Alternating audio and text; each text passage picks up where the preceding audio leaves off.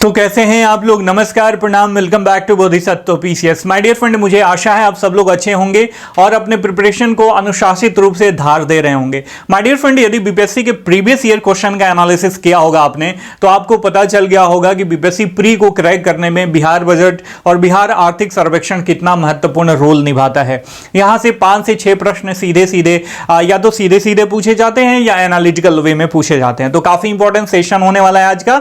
पूरा बिहार बजट हम through MCQ आपको रिवाइज कराने की कोशिश करेंगे। पूरे वीडियो सेशन के दौरान बने रहिएगा, शुरू से लेकर लास्ट तक काफी ज्यादा वैल्यू एडिशन होने वाला है। और देखिए, बिहार बजट जब एनुअल बजट रिलीज हुआ था तभी मैं डिटेल एनालिसिस उस पर प्रोवाइड करा दिया था। यदि आप उस वीडियो लेक्चर को देखना चाहते हैं तो नीचे वीडियो को डिस्क्रिप्शन बॉक्स में उसका लिंक दिया हुआ है, उसे भी आप क्लिक करके देख सकते हो। तो चलिए शुरू करते हैं। शुरू करने से पहले आपसे रिक्वेस्ट है, if you are new at my channel then subscribe the channel and hit the bell icon for all new notification. Bihar annual budget 2023-24 revision through MCQ by Bodhisattva PCS. My dear friend, मैं हूं आपका host and दोस्त अमरेंद्र तिवारी।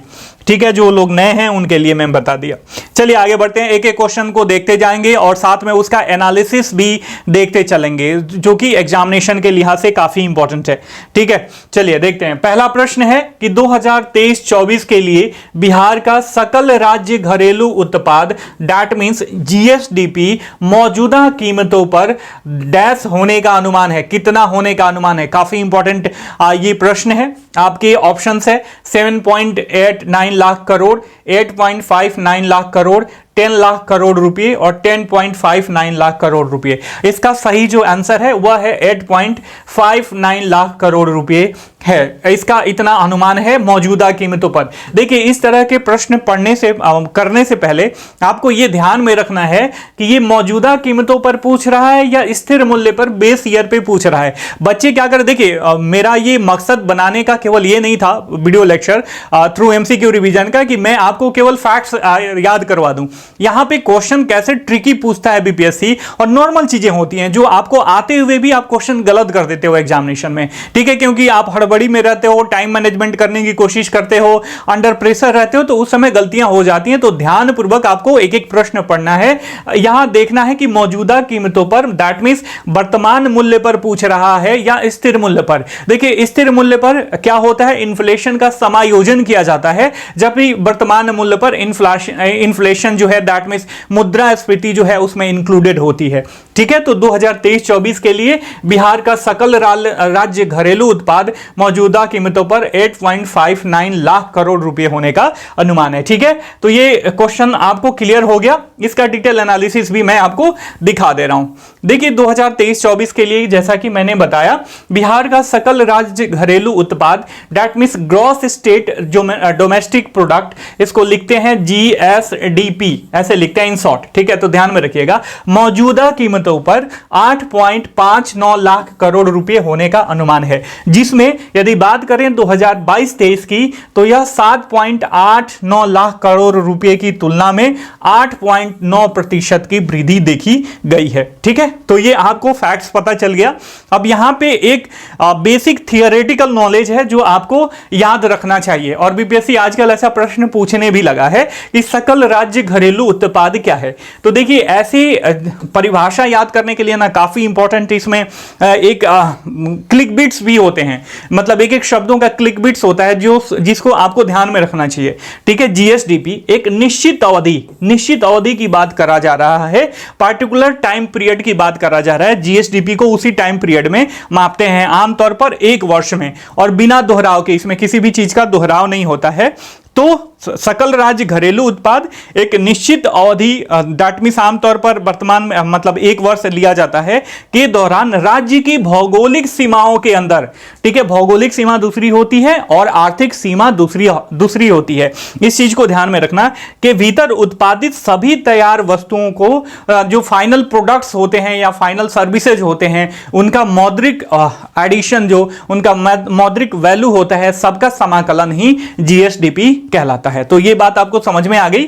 अब आगे बढ़ते हैं, एक एक क्वेश्चन करके हम सबका एनालिसिस भी देखते चलेंगे, ताकि आपको जो बेसिक टर्मिनोलॉजी है वो भी साथ में याद होते जाए। अगला प्रश्न है कि 2023-24 के लिए राज्य सरकार के लिए प्राप्तियों उधारियों को छोड़ के, ठीक है, उधार लेने को छोड़कर का कितना अनुमान, मतलब अनुमान कितना रखा गया है कि राज्य सरकार जो है 2023-24 के लिए कितना इसको रेवेन्यू प्राप्त होने वाला है। ठीक है, आपके ऑप्शंस हैं 3,22,800 करोड़ रुपए, 4,12,789 करोड़ रुपए, 2,12,759 करोड़ रुपए, 3,12,786 करोड़ रुपए। जी, तो इसका जो सही आपका उत्तर है वह है 2,12,759 करोड़ रुपए। मतलब इतना करोड़ रुपए 2023-24 के लिए राज्य सरकार को प्राप्तियों का अनुमान लगाया गया है राज्य सरकार के लिए, जिसमें उधारियां नहीं है कि उधार कहीं राज्य सरकार लेती है या किसी को दी हुई है उससे मिलता है, तो ये सारी चीजें इसमें शामिल नहीं है। यहां इसका डिस्क्रिप्शन भी पढ़ लीजिए, इंपॉर्टेंट है। 2023-24 के लिए यहां पे बताया गया है कि 2023-24 के लिए प्राप्तियां जो है उधारियों को छोड़ के 2,12,759 करोड़ रुपए होने का अनुमान है, जो 2022-23 के संशोधित अनुमान से 6% अधिक है। 2022-23 में प्राप्तियां जो है उधारियों को छोड़कर बजट अनुमान से 2% अधिक होने का अनुमान है। काफी इंपॉर्टेंट है। और बीपीएससी जो है आजकल एनालिटिकल प्रश्नों पर ज्यादा ध्यान देने की कोशिश कर रहा है, तो फैक्ट्स के साथ साथ आप एनालिसिस भी करते चलोगे और ऐसे इकोनॉमिक सर्वे को और बिहार बजट को तैयार करोगे तो आपके लिए चीजें जो है ज्यादा आसान हो जाएंगी। ठीक है, तो ये इंपॉर्टेंट रहा। चलिए अगले प्रश्न पे चलते हैं। देखिए, यदि अभी तक आप बने हुए हो और आप मेरे चैनल पे नए हो तो चैनल को सब्सक्राइब करके बेल का आइकन जरूर दबा देना। और देखिए यहां पे तो जो है ना, ये राउंड फिगर वाला मामला दिया हुआ है। तीसरे नंबर क्वेश्चन में पूछ रहा है कि 2023-24 में राजकोषीय घाटा जीएसडीपी के %, पर लक्षित है। कितना पर लक्षित है? आपके ऑप्शंस हैं 2%, 3%, 4% और 5%।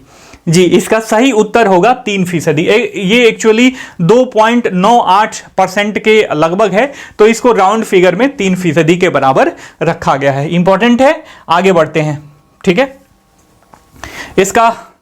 इसका डिस्क्रिप्शन देख लीजिए, काफी इंपॉर्टेंट है। यहां पे फिजिकल डेफिसिट क्या होता है इसका परिभाषा भी दिया गया है। बताया गया है कि 2023-24 में राजकोषीय घाटा जीएसडीपी के 3%, दैट मीन्स 25,568 करोड़ रुपए पर लक्षित है। ठीक है, कभी कभी ये अमाउंट भी पूछा जा सकता है, कोई जरूरी नहीं है कि हमेशा परसेंटेज भी पूछे। ठीक है, तो ध्यान में रखना। 2022-23 में संशोधित अनुमानों के अनुसार राजकोषीय घाटा जीएसडीपी का 8.8% रहने की उम्मीद है, संशोधित अनुमान के अनुसार। ठीक है, 2022-23 के लिए।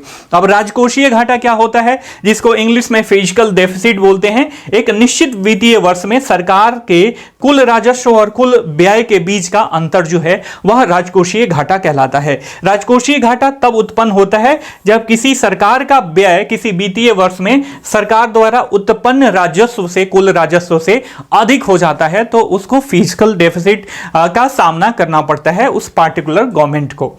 ठीक है, चाहे सेंट्रल गवर्नमेंट हो या स्टेट गवर्नमेंट हो माय डियर फ्रेंड। ठीक है, अगला प्रश्न देख लेते हैं। अगला प्रश्न भी काफी इंपॉर्टेंट प्रश्न है, एक एक प्रश्न इंपॉर्टेंट है। ठीक है, बिहार सरकार ने अपने वार्षिक बजट 2023-24 में बीपीएससी और यूपीएससी पास करने वाले अत्यंत पिछड़ा वर्ग के अभ्यर्थियों को आगे की तैयारी करने के लिए डैश अनुदान की बात कही है।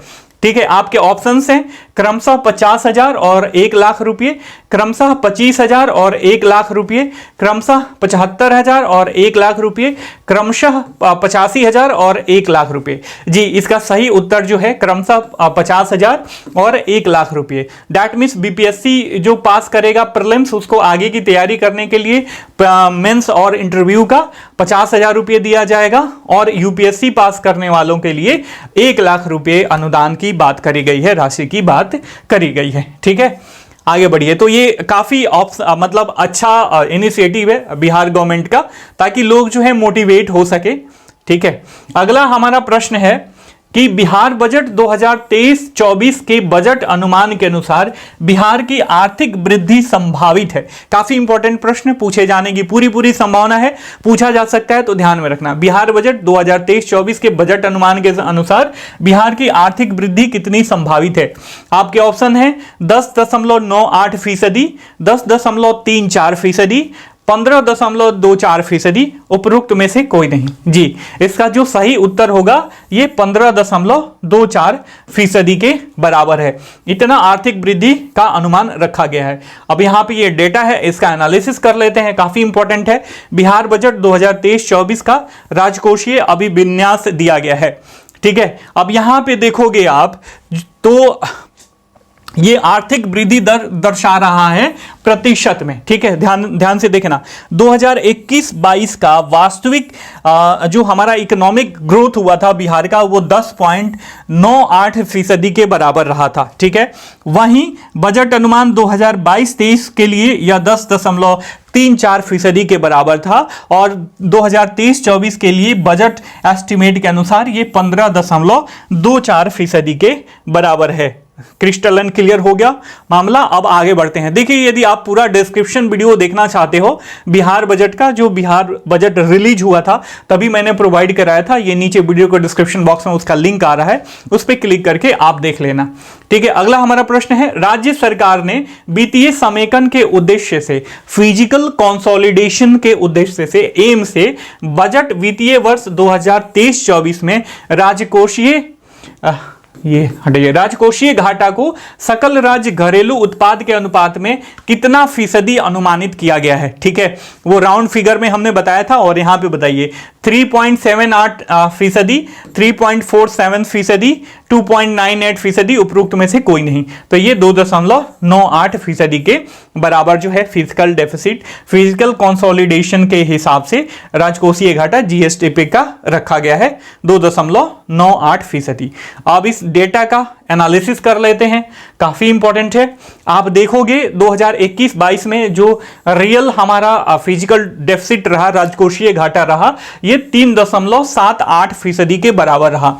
वहीं 2022-23 के लिए जो बजट अनुमान था वो 3.47% के बराबर था। वहीं 2023-24 के लिए जो बजट एस्टिमेशन है, जो टारगेट रखा गया है, वो 2.98% के बराबर रखा गया है, ठीक है। यहां तक मामला आपका क्लियर हो गया। आगे बढ़ते हैं, अगला प्रश्न देखते हैं। काफी इंपॉर्टेंट सेशन होने वाला है। यदि आप हमसे अभी तक बने हुए हो तो ऑब्वियस आपको लग रहा है कि आपके प्रिपरेशन में इस वीडियो लेक्चर के थ्रू कुछ वैल्यू एडिशन हो सकता है। और चैनल पे नए हैं, अभी तक सब्सक्राइब नहीं किए हैं तो जरूर सब्सक्राइब कीजिए और अपने अन्य फ्रेंड्स को भी इसको शेयर कीजिए। अगला प्रश्न है, वित्तीय वर्ष 2023-24 में राज्य सरकार किस प्रकार की सेवाओं में सबसे अधिक खर्च करने वाली है। पूछ रहा है कि जो हमारा 2023-24 का वित्तीय वर्ष है, स्टेट गवर्नमेंट किस तरीके की सेवाओं में सबसे अधिक खर्च करने वाली है। आर्थिक सेवाओं में, सामाजिक सेवाओं में, सामान्य सेवाओं में, सहायता एवं अनुदान में, ठीक है। तो जो सोशल सर्विसेज है ना, उस पे गवर्नमेंट जो है बिहार गवर्नमेंट सबसे अधिक खर्चा करने वाली है।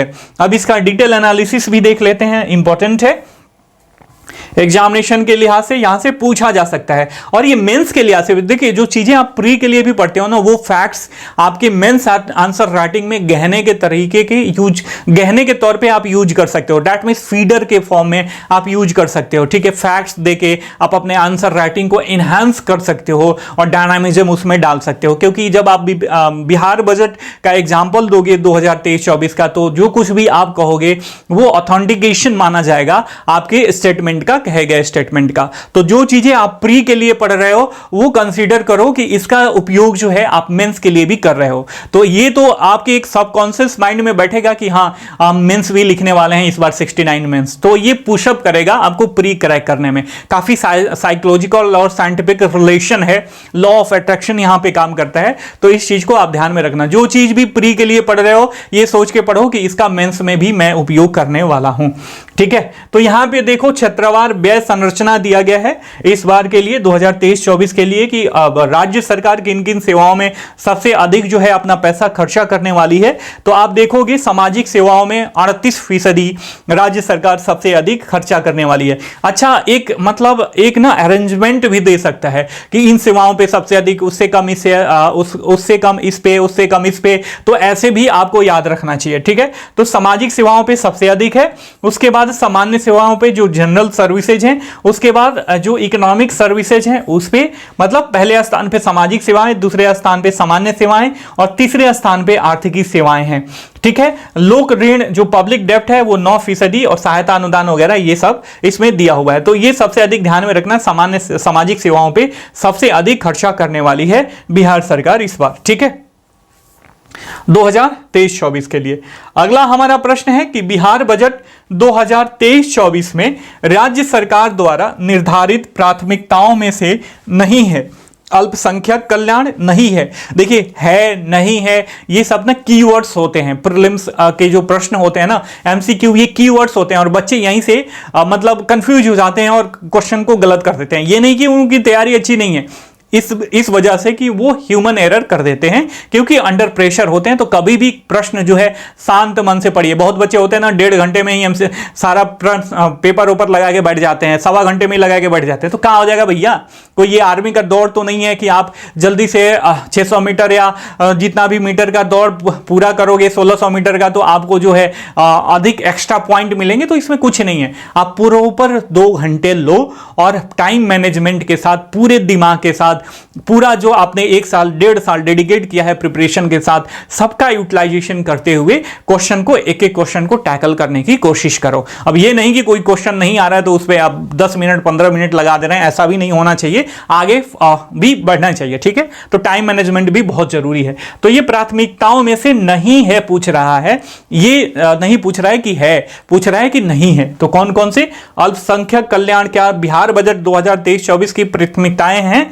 हरित विकास क्या है? आधारभूत संरचना जो बेसिक इंफ्रास्ट्रक्चर होता है, एवं इंडस्ट्रियल डेवलपमेंट क्या है? धार्मिक विकास क्या है? तो उपरोक्त तीनों तो हैं, अल्पसंख्यक कल्याण, माइनॉरिटी डेवलपमेंट, यहां पे हरित विकास, green development, basic infrastructure and industrial development, और धार्मिक विकास जो है इसमें नहीं है। तो इसका सही उत्तर जो है ये डी हो जाएगा। काफी इंपॉर्टेंट है, जिन जिन सेक्टर को बिहार सरकार टारगेट करी है ये निम्नवार हैं, यहां पे देख लो, काफी इंपॉर्टेंट है, यहां से पूछा जा सकता है और ये मेंस में भी यूज हो सकता है मेरे प्यारे मित्रों। ठीक है, तो इस चीज को ध्यान में रखना।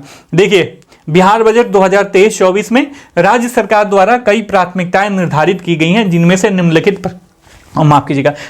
प्रमुख हैं, जैसे युवा एवं रोजगार, अनवरत महिला सशक्तिकरण, अल्पसंख्यक कल्याण, पुलिस बल का सुदृढ़ीकरण और आधुनिकीकरण, कृषि एवं ग्रामीण विकास, हरित विकास, आधारभूत संरचना एवं औद्योगिक विकास, शहरी विकास आदि। ठीक है, इस चीज को ध्यान में रखना। ये प्रमुख जो है सेक्टर हैं जिस पे बिहार सरकार जो है बहुत ज्यादा काम करने वाली है। ठीक है, आगे बढ़ते हैं, हम अपना अगला प्रश्न देखते हैं। अगला प्रश्न कौन सा है? अगला प्रश्न पूछ रहा है कि वित्तीय वर्ष 2023-24 में बिहार सरकार द्वारा निम्न महत्वपूर्ण स्कीमों में से सबसे अधिक व्यय किस स्कीम पर किया जा रहा है? कौन सी प्लान पे सबसे अधिक बिहार गवर्नमेंट 2023-24 के लिए खर्चा करने वाली है? तो प्रधानमंत्री ग्राम सड़क योजना हमारा पहला ऑप्शन है, समग्र शिक्षा अभियान, प्रधानमंत्री आवास योजना ग्रामीण, समेकित बाल संरक्षण स्कीम।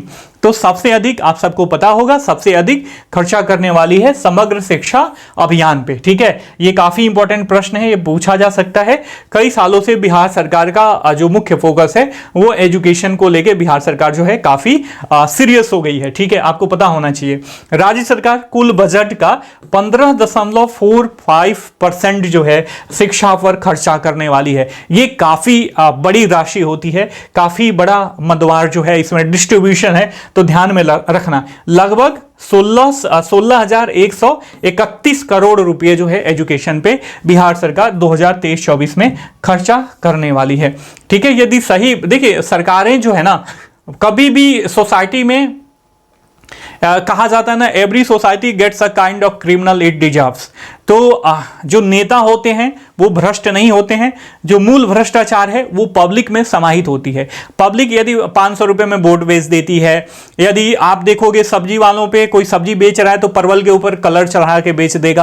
अदरक है, अदरक को साफ सुथरा करने के लिए लोग तेजाब से मतलब उसे धो देते हैं, वॉश आउट कर देते हैं। तो जो मूल करप्शन है ना, तो करप्शन तो इसकी परिभाषा काफी ज्यादा बहुआयामी है, मल्टी डायमेंशनल है। तो बहुत सारी चीजें चीजें करप्शन में शामिल हो जाती हैं। तो जो मूल करप्शन है, मूल करप्शन का जड़ है हमारी सोच में है। यदि हम सशक्त होंगे, हम सही होंगे, तभी जाके ऊपरी लेवल, क्योंकि जो अपर स्टाटा है वो हमसे ही निर्मित है, हम ही निर्माण करते हैं, हमसे ही ऑफिसर बनते हैं। आप लोग बीपीएससी क्रैक करके जाओगे, एसडीएम बनोगे, डिप्टी एसपी बनोगे, बीडीओ बनोगे, ठीक है। तो वो ये कहां से जा रहे हो? समाज से निकल के जा रहे हो, ठीक है। और समाज में अभी देखो कि पैसे का बहुत ज्यादा महत्व है। कहीं किसी भी तरीके से अगर कोई पैसा कमा रहा है, उसके पास बहुत ज्यादा वेल्थ है, तो वो अच्छा है बनिस्बत की सामने वाला यदि बहुत ही नैतिक हो, सारा रूल्स एंड रेगुलेशन फॉलो करता हो, तो उसे लोग बेवकूफ समझेंगे। लेकिन जिसके पास अधिक पैसा है, भले ही वो करप्ट है, उसको लोग सम्मान के नजरिए से देखेंगे। तो ये कहां से ड्राइव होता है? ये मतलब माइंडसेट इस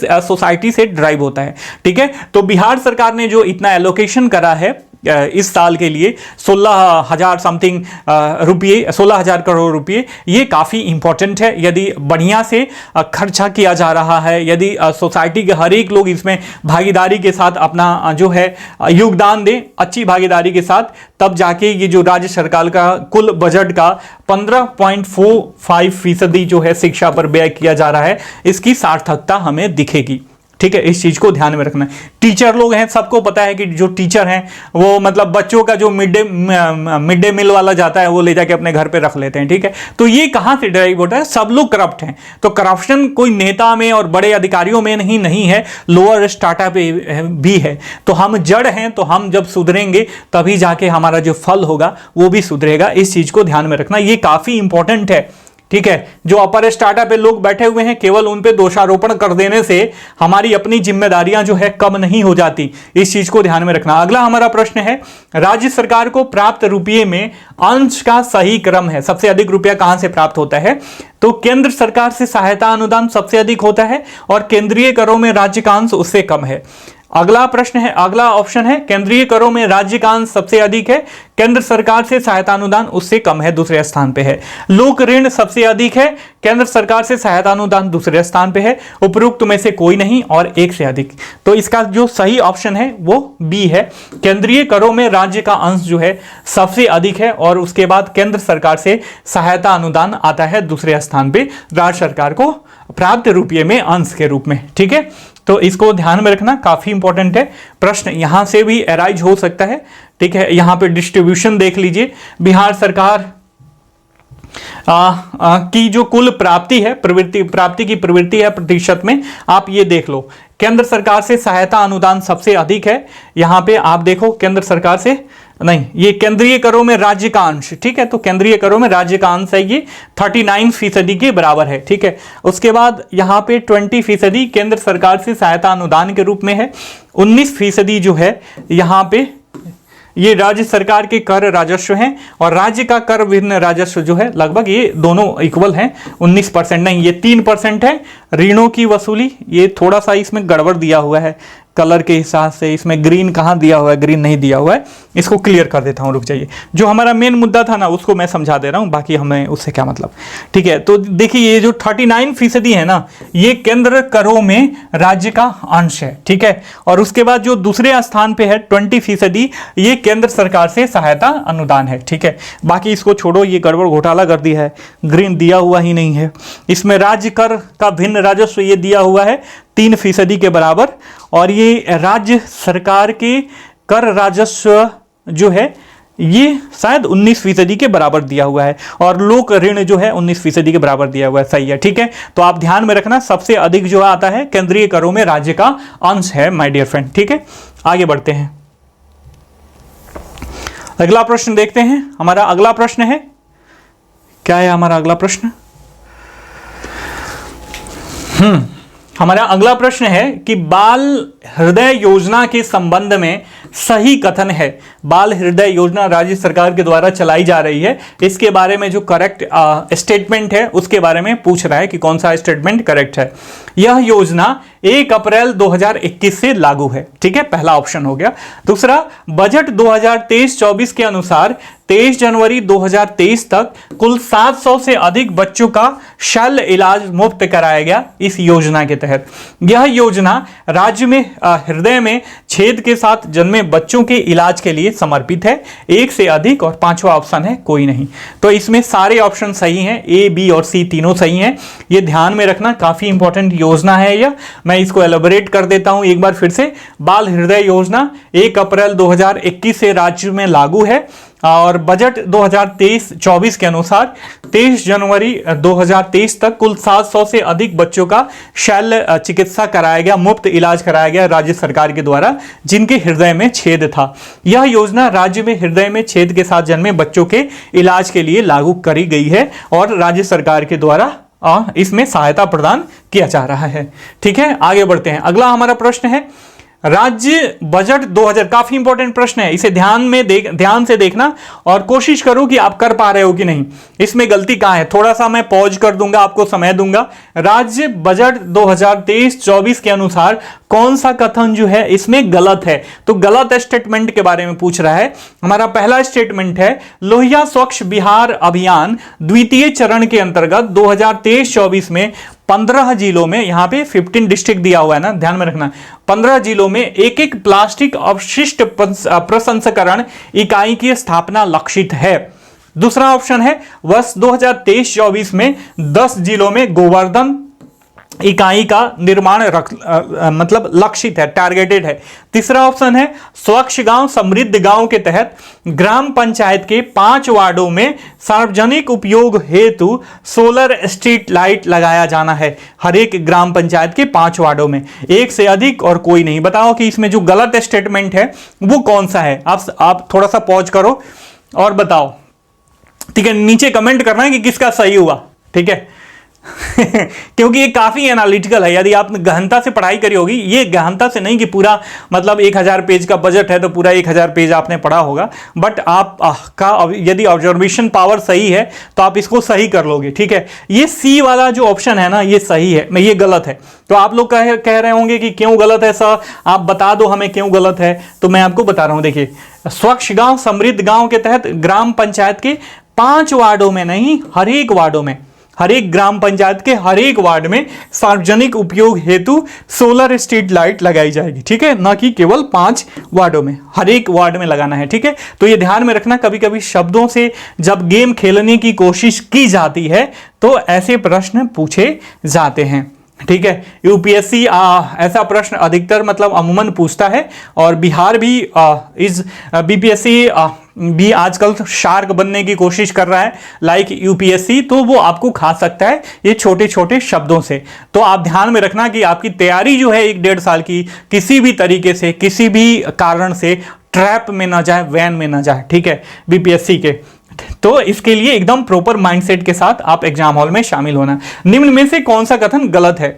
मुख्यमंत्री महिला उद्यमी योजना राज्य की महिलाओं के बीच स्वरोजगार को बढ़ावा देने के लिए लागू किया गया है। यह भी काफी इंपॉर्टेंट है और एनालिटिकल प्रश्न है। इसमें भी कमेंट करके बताना आप नीचे वीडियो कमेंट बॉक्स में कि किसका सही हुआ और किसका गलत, किसने शब्दों से मात खा गए, कौन कौन से लोग, और कौन कौन से लोग शब्दों से जीत गए।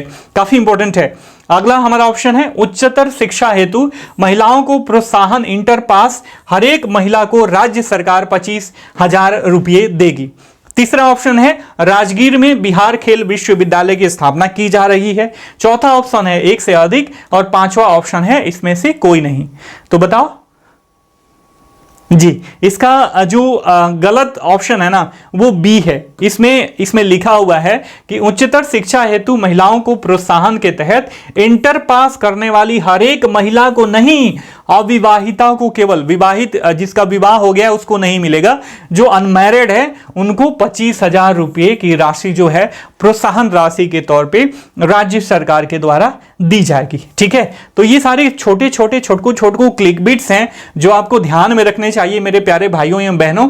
आप बहुत मासूम हो और एकदम नॉर्मल सीधा रट के और पढ़ के जाते हो जैसे भी आपको गाइड किया जाता है, और जब बीपीएससी थोड़ा बहुत शब्दों के साथ हेर फेर कर देता है तो आप गलत कर देते हो, 1-2 क्वेश्चन से रह जाते हो। देखिए 1-2 क्वेश्चन से रहना ना मतलब बहुत ही पेनफुल होता है, बहुत ही ज्यादा पेनफुल। ये दर्द मुझे अच्छी तरह से मालूम है, तो इस चीज को ध्यान में रखना। कभी भी कोशिश करना कि देखिए आपको 8 नंबर से रह जा रहे हो, 10 नंबर से रह जा रहे हो, तो आपको तो पता चलता है कि कहीं ना कहीं चलो ठीक है, मतलब कमजोरियां रह गई हैं आपके प्रिपरेशन में तो आप गलत कर दिए। लेकिन जब आप कट ऑफ से 1 नंबर 2 नंबर कम रह जा रहा है, कम से नहीं हो पा रहा है, तो ये काफी पेनफुल होता है। ठीक है, तो या तो आप कोशिश करो कि एकदम से अपर स्टार्टा पे आ जाओ, कट ऑफ कितना भी जाए आपका हो ही जाए। लेकिन यहां पे अमूमन नॉर्मल बच्चों की बात करी जा रही है जो मेहनत कश होते हैं और मेहनत के बल से किसी भी एग्जाम को क्रैक करते हैं।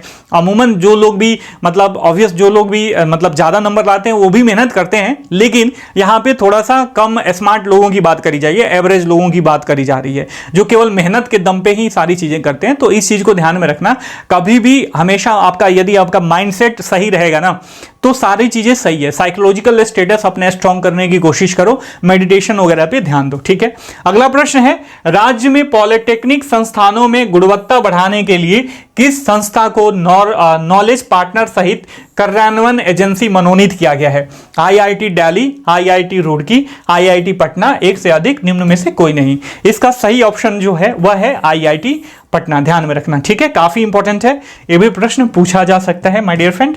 आगे बढ़ते हैं, अगला प्रश्न है हमारा 15 नंबर प्रश्न कि वित्तीय वर्ष 2023-24 में 7 निश्चय योजना 2 योजना के अंतर्गत कितने राशि का उपबंध किया गया है? 4000 करोड़, 5000 करोड़, 6000 करोड़, एक से अधिक, निम्न में से कोई नहीं।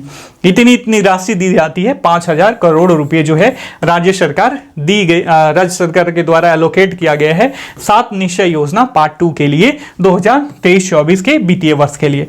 ठीक है, आगे बढ़ते हैं, अगला हमारा प्रश्न है कि बजट अनुमान 2023-24 में कुल बकाया ऋण सकल राज्य घरेलू उत्पाद के अनुपात में कितना % है? ठीक है, कुल बकाया ऋण जीएसडीपी का कितना है 2023-24 में?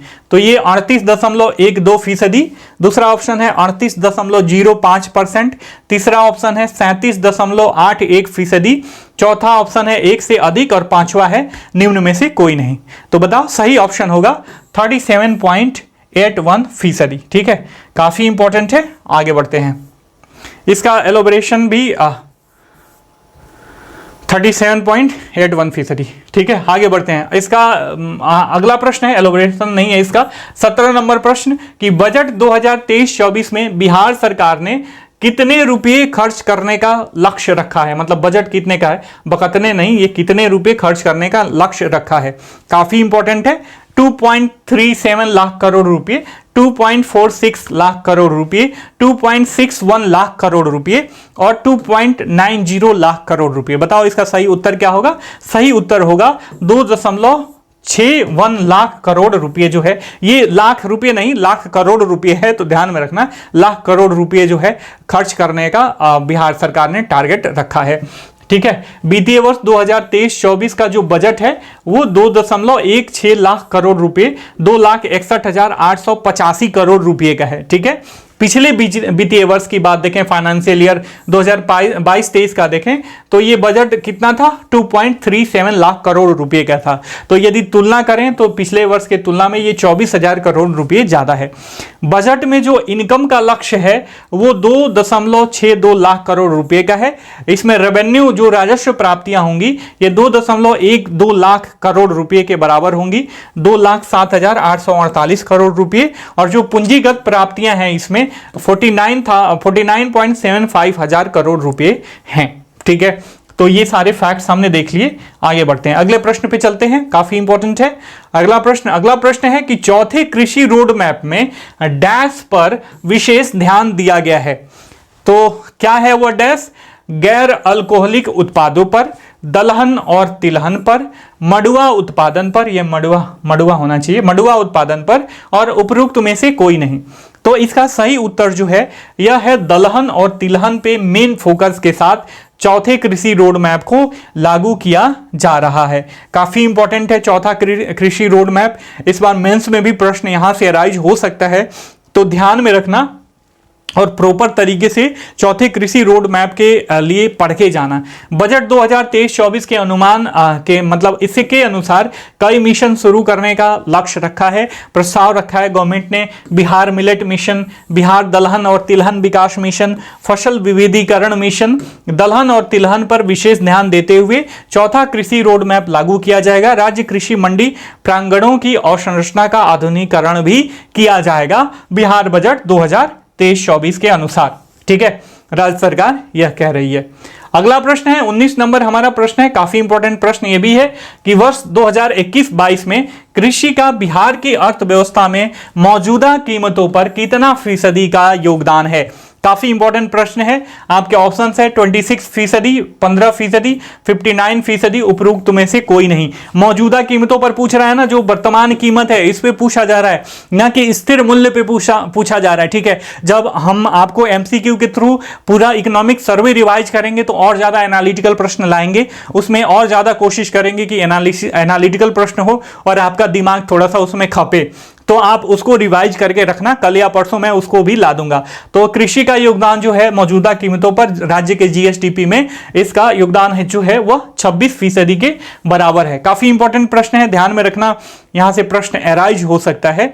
और वहीं बात करें तो देखिए कृषि का 26%, मैन्युफैक्चरिंग का 15% और सर्विसेज का 59% का योगदान है मौजूदा कीमतों पर राज्य के जीएसडीपी में। ठीक है, ये अब बिहार में स्थिर मूल्यों पर 2011-12 जीएसडीपी और विभिन्न क्षेत्रों में यहाँ पे वृद्धि देखी गई है। तो यहाँ पे आप देख लो, यहाँ पे जीएसडीपी में वृद्धि जो है नेगेटिव वृद्धि चली गई थी यहाँ पे 2020-21 में -3.2%। ठीक है, और 2021-22 में ये लगभग 11% के बराबर था। वहीं एग्रीकल्चर में देखो वृद्धि दर जो 2021-22 में देखी गई वो 9.6% के बराबर था। फिर यहाँ पे आप यहाँ पे मैन्युफैक्चरिंग में देख लो, मैन्युफैक्चरिंग भी नेगेटिव में गया था। यहाँ पे कब गया था 2020-21 में, तो लेकिन 2021-22 में ये इसमें वृद्धि दर 3.8% की रही। सर्विसेज में सबसे अधिक वृद्धि दर हुई, 13.3% के लिहाज मतलब परसेंटेज की वृद्धि हुई। ठीक है, इसमें भी 2020-21 में जो है नेगेटिव ग्रोथ गया था। ठीक है, तो ये ध्यान में रखना।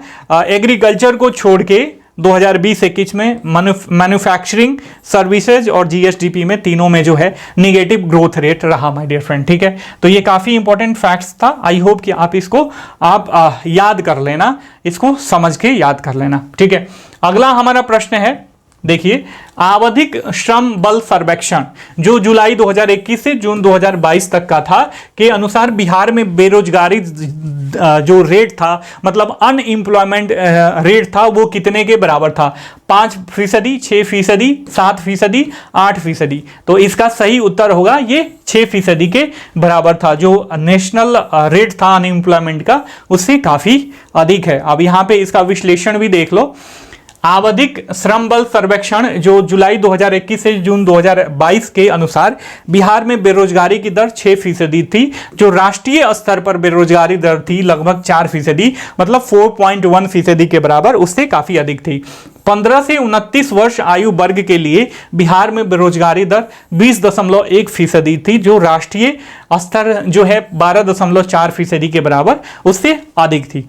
आई होप कि ये 20 क्वेश्चंस के थ्रू मैंने बिहार का पूरा बिहार बजट 2023-24 का पूरा नेक्टार था वो आपके सामने परोस दिया। और इंपॉर्टेंट सेगमेंट से क्वेश्चन इतना ही बन सकता था और ज्यादा क्वेश्चन बनाने का फैक्ट्स का कोई और मतलब तो रह नहीं जाता है। लेकिन जो इंपॉर्टेंट सेगमेंट है जहां से बीपीएससी पूछ सकता है, जो एनालिटिकल अप्रोच के साथ पूछ सकता है बीपीएससी, वो 20 प्रश्न मैंने आपके सामने प्रोवाइड कराए। आई होप कि ये चीजें जो आपने मेरे साथ वैल्यू एडिशन मतलब समय व्यतीत किया आपके लिए वैल्यू एडिशन करेंगी। आप हमारे साथ अंत तक बने रहे, इसके लिए आपका बहुत बहुत धन्यवाद। मिलते हैं अगली कक्षाओं में, तब तक के लिए साइनिंग ऑफ, टेक केयर, जय हिंद, जय भारत।